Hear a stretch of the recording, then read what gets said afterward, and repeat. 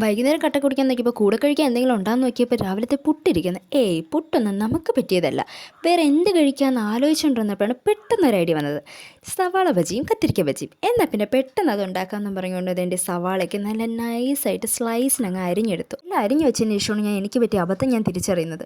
മാവ് ഞാൻ ആദ്യമേ തുറന്നു നോക്കണം. മാവ് അങ്ങ് പൂത്തുപോയി. പിന്നെ എന്ത് ചെയ്യും മല്ലയ്യ, ഇതിനെ കളയാൻ പറ്റുമോ? ഞാൻ ഇതിലൊരു തട്ടിക്കൂട്ട് പരിപാടിയാക്കി. ഞാൻ വിചാരിച്ചു എന്നാൽ പിന്നെ പെട്ടെന്ന് ഒരു കത്തിരിക്ക ഫ്രൈയും സവാള ഫ്രൈയും അങ്ങ് ഉണ്ടാക്കാൻ. അങ്ങനത്തെ ഫ്രൈക്ക് ആവശ്യമായിട്ടുള്ള കുറച്ച് മുളക് പൊടിയും മല്ലിപ്പൊടിയും ഗരം മസാലയും മഞ്ഞൾപ്പൊടിയും ഉപ്പും ഒക്കെ ചേർത്ത് നന്നായിട്ട് നമുക്ക് വെളിച്ചെണ്ണ ഒഴിച്ച് ഒന്ന് മിക്സ് ചെയ്തെടുക്കാം. മസാലയൊക്കെ ഇതുപോലെ ആയതിനു ശേഷം നമുക്കിത് കത്തിരിക്കയിലോട്ടും സവാളയിലോട്ടൊക്കെ നന്നായിട്ടൊന്ന് തേച്ച് പിടിപ്പിക്കാം. അങ്ങനെ മസാലയൊക്കെ തേച്ച് വെച്ച് അവസാനം എൻ്റെ സവാളയൊക്കെ വേർവിട്ട് പോയി. പിന്നെ ഉള്ളത് കൊണ്ട് ഓണം പോലെ. അതിനുശേഷം ചൂടായ ചട്ടിയിലോട്ട് എണ്ണ ഒഴിച്ച് എണ്ണ ഒന്ന് ചൂടായതിനു ശേഷം നമ്മൾ നേരത്തെ ഒന്ന് പുരട്ടി വെച്ചിരുന്ന കത്തിരിക്കയും സവാളയൊക്കെ ഓരോന്നോരോന്നായിട്ട് ഇങ്ങനെ ഇട്ട് കൊടുക്കാം. എന്നിട്ട് നമുക്ക് നന്നായിട്ട് എണ്ണ ഒന്ന് ഫ്രൈ ചെയ്തെടുക്കാം. നേരത്തെ വേണ്ടാന്നും പറഞ്ഞ് തള്ളിക്കളഞ്ഞ പുട്ടാണ് ഇപ്പോൾ വീണ്ടും എടുത്ത് അതിനെ ഞാൻ ആവിയേറ്റാൻ വയ്ക്കുന്നത്. എൻ്റെ ഒരു അവസ്ഥയെ. അങ്ങനെ പുട്ടും ആവിയേറ്റാൻ വെച്ചിട്ട് ആ കത്തിരിക്കയൊക്കെ വീണ്ടും അങ്ങോട്ടും ഇങ്ങോട്ടും ഒന്ന് മറിച്ചിട്ടൊന്ന് ഫ്രൈ ചെയ്തെടുക്കണം.